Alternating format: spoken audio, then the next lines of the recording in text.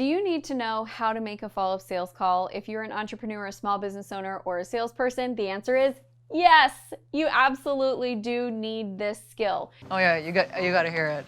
Because all of us have those calls where somebody gets to the end and they say, well, let me think about it. And you say, okay, great, I'll follow up with you. And then you don't know how to take it forward to close the deal. Okay. So in today's video, we are going to be diagnosing a real call and we're going to be reviewing the follow-up strategy.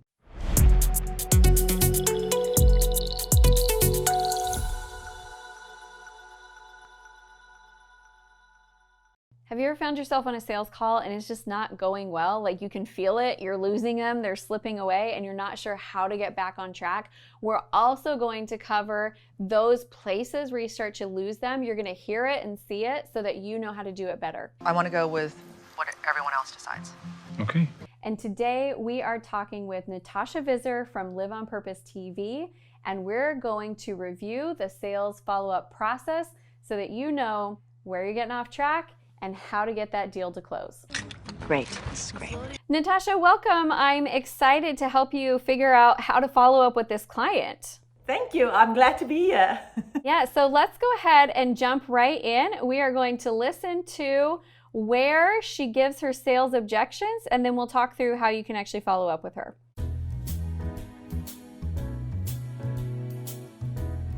Okay. I think I've got enough information to kind of tell you where things got off track here. So what we're going to do is first we're going to go through and talk about where it got off track, and then we're going to talk about where you go from here with the follow-up. I do want to ask one question though. How did it actually end? Did you say I'll follow up with you, or did it end like it was a no? No, it didn't end with a no. So she asked me to send through the package because before we started listening, she asked, now, what do I get? That's why I gave that long explanation. So I explained what you get, so it's a nice package. And then she said, okay, then you saw the objection. Now suddenly, I did a few things already. And then she said, well, send me the package information and then I'll talk to my husband and see where we go from there. So I send her the email with all the links and information, and then what now? How do I follow up after that? Okay. So what you have here going on, and it's, it's so interesting when we're diagnosing sales calls, there's a lot of layers to this. So the first thing is when you ask the question about how does that sound, you gave her the information about the program and you said, how does that sound? She said, how much is the package? That is not the answer to the question that you asked. And so I would encourage you right there to stop, because later she came back and she gave you the objection that she doesn't feel like this is exactly what she needs. She's already bought similar programs. She's already worked with a counselor. She's already done a lot of things and she's already had some progress. So at that spot, when you said, how does this sound? And she said, well, how much does it cost? That was out of alignment. Does that make sense? Yes. So you would want to pause there and say, and separate it out and say, well, we can definitely talk about cost, but the first thing I need to know is this what you're looking for? Is this what you need? Will it solve your problems? And then when she says yes to that, she can't come back later and say, well, actually, no, I've already done all of these things. But the other thing that can happen, and I think this is what would have happened with this client, is had you asked that question, she would have said, well, it sounds really similar to things that I've already done. And then you could say, all right, well, let's talk about, if this isn't what you need, let's talk about some other options and get more clarity. Because I'm picking up the vibe from her that she doesn't want another course. She doesn't want another group program because she's already done that. She probably would be a better candidate for more like personal coaching or personal, one-on-ones, or maybe a higher level group where it's more mastermind-ish. So I don't know that this product that you offered is exactly what she wants. Does that make sense? Yes, it makes sense. Now, when people ask me, how much does it cost? I know that what's going on inside of their head, because I didn't ask that. I didn't ask, can you afford it? We're not talking about money. So we're talking about something other than money, and they're bringing money into the conversation. I know that money is their objection, and they are not 100% sold on what I can do for them. Because If they're 100% sold on what I can do for them, the types of questions that I get asked are about what I can do for them and how it's going to work. And like they're just in a different space in their brain. And when they're talking about money, it's like they're looking at it going, well, if it's cheap enough, I guess I'd be willing to give it a try. But if it's going to cost me something, then probably not. They're just not with you yet. And so I don't cover money until I get to the point where we've nailed the deliverables. We've nailed the goals. We know what we're trying to accomplish together. So that's one thing that I would work on adjusting, is really listening to those questions that you ask. Do they give you the right answer, and are you guys in alignment? The second thing is that you over-informed. This is really common, Natasha. People do this a lot. We feel like people buy because of the deliverables. And so we feel like we need to tell them everything they're going to get because it's going to make it more and more and more valuable. But that's not actually why people buy. People buy because they want you to solve their problem.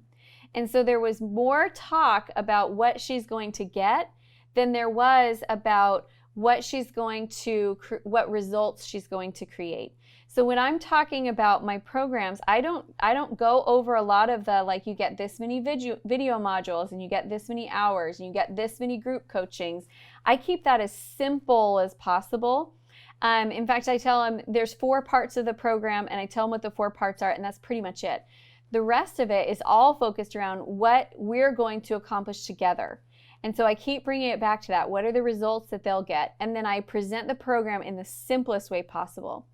Because if it sounds like a lot of stuff, what I heard when putting myself in the ears of the parent, what I heard is, that is so much stuff, and I know I don't have time to do it all.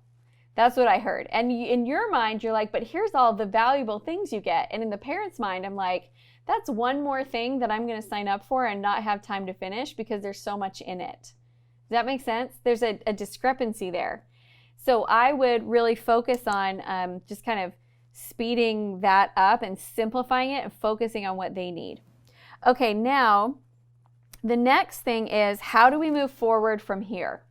So this is honestly what I would do when we move forward, as I would reach out and I would say, I was going back through our notes and I have a question for you.